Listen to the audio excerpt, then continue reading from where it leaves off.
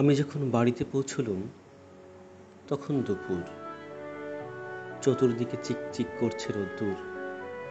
আমার শরীরের ছায়া ঘুরতে ঘুরতে ছায়াহীন একটি রেখা এসে দাঁড়িয়েছে। কেউ চিনতে পারেনি আমাকে। ট্রেনে সিগারেট জ্বালাতে গিয়ে একজনের কাছ থেকে আগুন চেয়ে নিয়েছিল। একজন মহকুমা স্টেশনে উঠতেই আমাকে জাপটে ধরতে চেয়েছিল। একজন পেছন থেকে কাঁধে হাত রেখে চিৎকার করে উঠেছিল। আমি সবাইকে মানুষের সমিল চেহারার কথা স্মরণ করিয়ে দিয়েছি। কেউ চিনতে পারেনি আমাকে। একজন রাজনৈতিক নেতা, তিনি কমিউনিস্ট ছিলেন। মুখোমুখি বসে দূর থেকে বারবার চেয়ে দেখলেন, কিন্তু চিনতে পারলেন না। 12 নেমেই রফিজের স্টলে চা খেয়েছি, অথচ কি আশ্চর্য, পুনর্বার চিনি দিতে এসেও রফিজ আমাকে চিনল না। দীর্ঘ 5 বছর পর পরিবর্তনহীন গ্রামে ফিরছি আমি। সেই একই ভাঙা পথ, একই কালো মাটির আল ধরে গ্রামে ফেরা। আমি কতদিন পর গ্রামে ফিরছি। আমি যখন গ্রামে পৌঁছলুম তখন দুপুর। আমার চতুর্দিকে চিকচিক করছে রোদ, শো শো করছে হাওয়া। অনেক বদলে গেছে বাড়িটা। টিনের চাল থেকে শুরু করে পুকুরের জল, ফুলের বাগান থেকে শুরু করে গরুর গোয়াল, চিহ্নমাত্র শৈশবের স্মৃতি যেন নেই কোনোখানে। পড়ার ঘরের বারান্দায় নুয়ে পড়া বেল ফুলের গাছ থেকে একটি লাউ ডুগে উত্তপ্ত দুপুরকে তার লকলকে জিভ দেখালো। স্বতঃস্ফূর্ত মুখের দাড়ির মতো বাড়িটির চতুর্দিকে ঘাস, জঙ্গল, গর্ত, আগাছায় গাঢ় বন গড়ে উঠেছে অনায়াসে, যেন সবখানেই সভ্যতাকে ব্যঙ্গ করে এখানে শাসন করছে গোয়ার প্রকৃতি। একটি শেয়াল একটি কুকুরের পাশে শুয়েছিল প্রায়। আমাকে দেখতেই পালালো একজন গন্ধ শুকিয়ে নিয়ে আমাকে চিনতে চেষ্টা করলো, যেমন পুলিশ সমেত চেকার তেজগাঁওয়ে আমাকে চিনতে চেষ্টা করেছিল।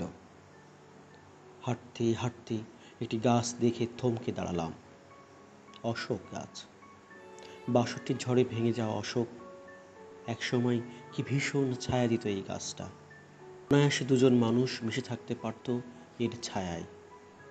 আমরা ভালোবাসার নামে একদিন সারা রাত এই গাছের ছায়ায় লুকিয়েছিলাম। সেই বাসন্তী, আহ, সেই বাসন্তী এখন বিহারে ডাকাত স্বামীর ঘরে 4 সন্তানের জননী হয়েছে।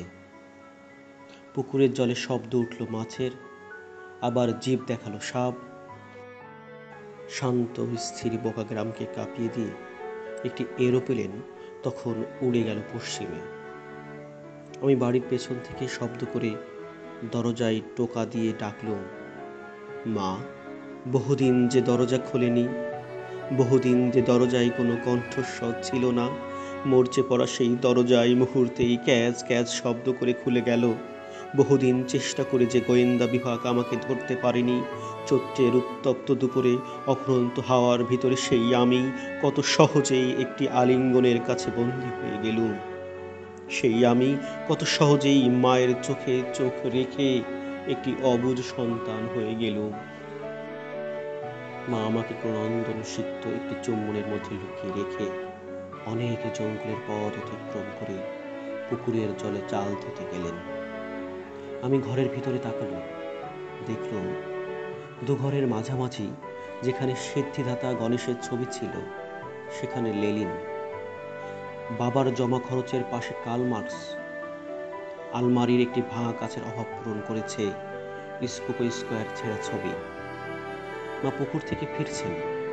সন্ধ্যায় মহকুমা শহর থেকে ফিরবেন বাবা। তার পিঠে সংসারের ব্যাগ ঝুলবে তেমনি। সেনবাড়ি থেকে খবর পেয়ে বৌদি আসবেন, পুনর্বার বিয়ে করতে অনুরোধ করবে না আমাকে। খবর পেয়ে মাধবপুর থেকে আসবেন ন্যাপকর্মী ইয়াসিন। 3 মাইল বৃষ্টির পথ হেঁটে রসুলপুর থেকে আসবে আদিত্য। রাত্রে মারাত্মক অস্ত্র হাতে নিয়ে আমতলা থেকে আসবে আব্বাস। ওরা প্রত্যেকেই জিজ্ঞেস করবে ঢাকার খবর। আমাদের ভবিষ্যৎ কি? আইয়ুব খান এখন কোথায়? শেখ মুজিব কি ভুল করেছেন? আমার নামে কতদিন আর এরকম হুলিয়া ঝুলবে? আমি কিছুই বলবো না। আমার মুখের দিকে চেয়ে থাকা সারি সারি চোখের ভিতরে বাংলার বিভিন্ন ভবিষ্যৎকে চেয়ে চেয়ে দেখব। উৎকণ্ঠিত চোখে চোখে নামবে কালো অন্ধকার। আমি চিৎকার করে কণ্ঠ থেকে অক্ষম বাসনার জল মুছে নিয়ে বলবো, আমি এসবের কিছুই জানি না, আমি এসবের কিছুই বুঝি না।